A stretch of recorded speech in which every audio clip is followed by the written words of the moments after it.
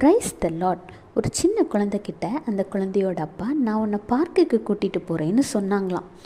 சொன்னதுமே பார்க்குக்கு போகிறோங்கிற சந்தோஷத்தினால அந்த குழந்தை தான் போகிற பாதையெல்லாம் தன் தந்தையோட கையை பிடிச்சிக்கிட்டு அதை நினச்சி ரொம்ப சந்தோஷமாக இருந்தது மாத்திரமல்லாது, போகக்கூடிய வழியில் வந்த சின்ன சின்ன தடைகள் பிரச்சனைகளை கூட தான் போகக்கூடிய சந்தோஷமான இடத்தை நினச்சி இது பெரிய விஷயமாட்டே எடுத்துக்கலையாம். இதனால் பெரிய பெரிய தடைகளை கூட எளிதாக அந்த பிள்ளையால் தாண்டி வர முடிந்தது.